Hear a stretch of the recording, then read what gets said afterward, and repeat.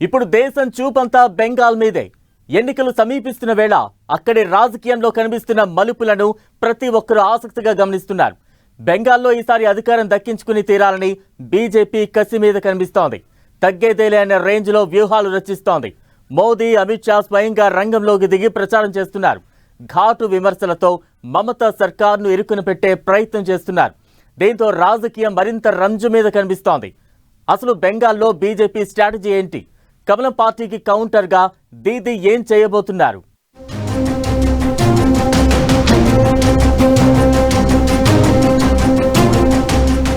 రోజుకో ట్విస్ట్, రసవత్తరంగా Bengal politics.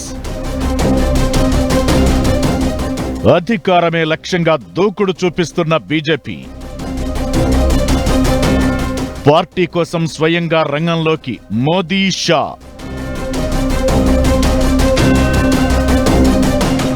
Ground లెవెల్లో స్పీడ్ చూపిస్తున్న కమలం. ఈసారి బెంగాల్ బీజేపీ టార్గెట్ మిస్ అవదా? కమలం పార్టీకి ఝలకిచ్చేలా దీదీ వ్యూహమేంటి?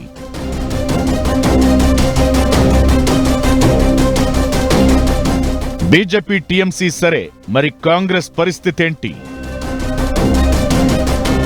ఇప్పటికిప్పుడు ఎన్నికలొస్తే బెంగాల్ ఎవరిది? హర్యానా, మహారాష్ట్ర, ఢిల్లీ ఇలా వరుస విజయాలతో జోష్ మీద కనిపిస్తున్న బీజేపీ బెంగాల్ ఎన్నికల్లోనూ అదే కంటిన్యూ చేయాలని టార్గెట్ గా పెట్టుకుంది. ఎప్పట్నుంచో గ్రౌండ్ వర్క్ స్టార్ట్ చేసింది కూడా. విజయం తప్ప వేరే ఆప్షన్ లేదు అన్నట్లుగా బెంగాల్లో వ్యూహాలు రచిస్తోంది. నిజానికి ఆ రాష్ట్రంలో అధికారంలోకి రావాలనేది కమలం పార్టీ ఏళ్ల కల. మోదీ ఎంటర్ అయ్యాక బీజేపీలో కొత్త ఆశలు చిగురించాయి. వరుస విజయాలతో మరింత ఉత్సాహం కనిపిస్తోంది. 2026లో 5 రాష్ట్రాల్లో అసెంబ్లీ ఎన్నికలు జరగనున్నాయి. ఇందులో బీజేపీకి అత్యంత కీలకమైన రాష్ట్రం బెంగాల్.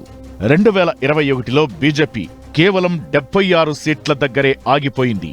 15 ఏళ్లుగా బెంగాల్లో మమతా నేతృత్వంలోని తృణమూల్ కాంగ్రెస్ అధికారంలో ఉంది. మామూలుగానే జనాల్లో కాస్త వ్యతిరేకత కనిపిస్తుంది. దీంతో అధికారంలోకి రావడానికి ఇదే మంచి అవకాశంగా భావిస్తోంది బీజేపీ. పక్కా వ్యూహంతో ముందుకెళుతోంది.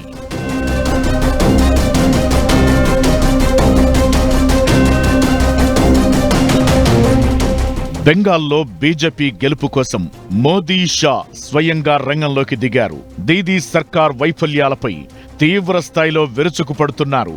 బెంగాల్లో అవినీతి, బంధుప్రీతి, బుజ్జగింపు రాజకీయాలు నడుస్తున్నాయని ఆరోపించిన మోదీ, మమతా బెనర్జీ అరాచకపు పాలనతో విసిగిపోయిన జనం బీజేపీ వైపు చూస్తున్నారని అన్నారు. బీహార్లో జంగిల్ రాజ్ కు గుణపాఠం చెప్పినట్లే వచ్చే ఎన్నికల్లో మహా జంగిల్ రాజ్ ను సాగనంపుతామన్నారు. ఇక అటు హోంమంత్రి అమిత్ షా కూడా దీదీ సర్కార్పై ఇదే రేంజ్లో విరుచుకుపడ్డారు. రాష్ట్రంలో బీజేపీ అధికారంలోకి వస్తుందని, అవినీతి పరులను ఒకరి తరువాత మరొకరిని జైలుకు పంపుతుందని చెప్పారు. తాము అధికారంలోకి వచ్చిన వెంటనే అక్రమ చొరబాట్లకు కళ్లెం వేస్తూ 45 రోజుల్లోనే రాష్ట్రంలో సరిహద్దు కంచె వేస్తామని హామీ ఇచ్చారు. మోదీ, షా కామెంట్లతో రాజకీయం ఒక్కసారిగా వేడెక్కింది.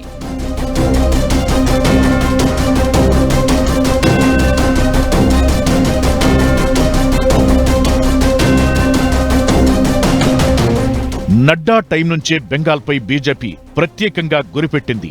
ప్రతి నియోజకవర్గానికి ఒక ఎంపీ లేదా సీనియర్ నాయకుడిని నియమించింది. రాష్ట్రాన్ని 5 జోన్లుగా చేసి ప్రతి జోన్కు సంఘటన కార్యదర్శి నియమించారు. ఢిల్లీ ఎన్నికల హీరో పవన్ రాణాకు బెంగాల్లో బాధ్యతలిచ్చారు. కమలం పార్టీ దృష్టి ప్రధానంగా కోల్కతా, దక్షిణ బెంగాల్పై ఎక్కువగా ఉంది.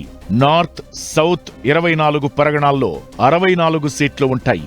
2016లో కేవలం 1 సీటు, 2021 5 సీట్లను బీజేపీ గెలిచింది.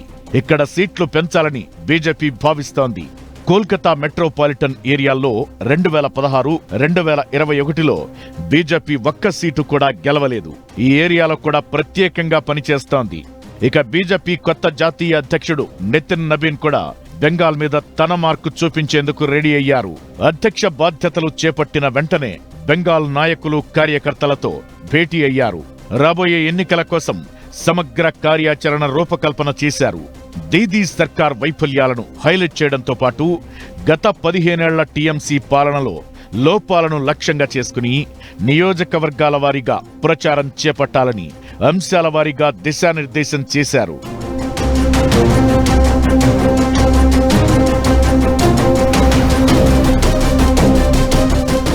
ఇకటు బీజేపీ దూకుడుకు కళ్లెం వేసేలా దీదీ సరికొత్త వ్యూహాలు అమలు చేస్తున్నారు. ఓటర్లను ఆకట్టుకునేందుకు విలేజ్ వాలంటీర్ వ్యవస్థను అమలు చేస్తోంది. వెల్ఫేర్ కమిటీ పేరుతో 1000 మందిని నియమించింది.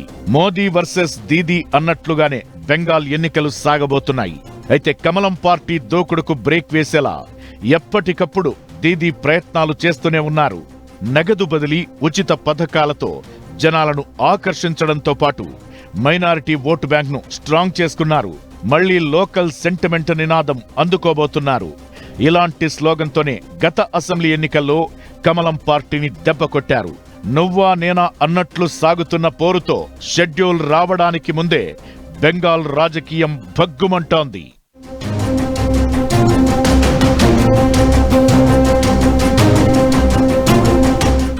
అధికారం నిలబెట్టుకోవాలని వాళ్ల ఆరాటం, ఎలాగైనా అధికారం దక్కించుకోవాలని వీళ్ల పోరాటం. బీజేపీ ఎత్తులు, టీఎంసీ పై ఎత్తులతో ఎన్నికలకు నెలల ముందే బెంగాల్ రాజకీయం భగ్గుమంటోంది. ఈ రెండు పార్టీలు సరే, ఇప్పుడు కాంగ్రెస్ పరిస్థితి ఏంటి? మరి హస్తం దారెటు? ఇప్పటికిప్పుడు బెంగాల్లో ఎన్నికలు వస్తే గెలుపు ఎవరిది? సర్వేలు ఏం చెబుతున్నాయి? బీజేపీ, టీఎంసీ తగ్గేదేలేనే రేంజ్లో బెంగాల్లో దూసుకుపోతుంటే అసెంబ్లీ ఎన్నికలు సమీపిస్తున్న వేళ కాంగ్రెస్ పార్టీలో ఎన్నికల వ్యూహంపై గందరగోళం కనిపిస్తోంది. పార్టీ ఒంటరిగా పోటీ చేయాలా, లేదంటే టీఎంసీతో కలవాలా, సిపిఎంతో పొత్తు పెట్టుకోవాలా అనేది సందిగ్ధంగా మారిందనే చర్చ జరుగుతోంది. కాంగ్రెస్ కు ప్రస్తుతం బెంగాల్ అసెంబ్లీలో ఒక్క ఎమ్మెల్యే కూడా లేరు. దీంతో ముందుగా పార్టీని బలోపేతం చేసుకోవాలని కాంగ్రెస్ రాష్ట్ర యూనిట్లోని మెజారిటీ నాయకులు భావిస్తున్నారని తెలుస్తోంది. అందుకే ఒంటరిగా ఎన్నికల్లో పోటీ చేయాలని వారు కోరుతున్నారు. అయితే మరో వర్గం, ముఖ్యంగా మాజీ ఎంపీలు మాత్రం వామపక్ష పార్టీలతో పొత్తు పెట్టుకోవడం మంచిదని అంటున్నారు. ఒంటరిగా పోటీ చేస్తే ఓట్ల విభజన జరిగి చివరికి బీజేపీకి లాభం కలుగుతుందని మరికొందరు అంటున్నారు. దీంతో ఎన్నికల వ్యూహంపై కాంగ్రెస్ ఎలాంటి నిర్ణయం తీసుకుంటుందన్నది హాట్ టాపిక్ గా మారింది.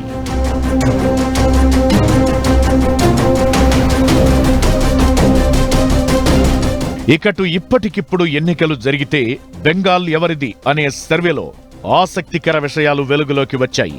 లోక్సభ ఎన్నికలు జరిగితే బెంగాల్లో ఎవరు గెలుస్తారనే దానిపై మూడ్ ఆఫ్ ది నేషన్ పేరుతో సర్వే చేశారు. బెంగాల్లో ఇప్పుడు ఎన్నికలు జరిగితే 2024 ఫలితాలను టీఎంసీ రిపీట్ చేసే అవకాశముందని సర్వే చెబుతోంది. అప్పట్లో గెలిచిన అన్ని సీట్లను టీఎంసీ నిలుపుకుంటుందని తేల్చింది. 2024 లోక్సభ ఎన్నికల్లో పశ్చిమ బెంగాల్లోని 42 సీట్లలో టీఎంసీ 29 సీట్లు గెలుచుకుంది. బీజేపీ 12 సీట్లతో రెండో స్థానంలో నిలిచింది. ఇప్పుడు ఎన్నికలు జరిగినా అవే ఫలితాలు దాదాపు వస్తాయని సర్వేలో తేలింది. మామూలుగా బెంగాల్లో ఎంపీ ఎన్నికలకు, అసెంబ్లీ ఎన్నికలకు మధ్య ఫలితాల్లో పెద్దగా తేడా ఉండదు. దీంతో ఈ ఏడాది జరిగే అసెంబ్లీ ఎన్నికల్లో ప్రజాభిప్రాయంగానే సర్వేను చూస్తున్నారు. ఏమైనా బెంగాల్ రాజకీయం ఎప్పుడు ఏ మలుపైనా తీసుకోవచ్చనే రేంజ్లో కనిపిస్తోంది. దీంతో మరి దీదీ అధికారాన్ని నిలబెట్టుకుంటారా? బీజేపీ అద్భుతం క్రియేట్ చేస్తుందా అంటే ఓటర్ల మనసులో ఏముందో మరి అంటూ సోషల్ మీడియాలో చర్చ జరుగుతోంది.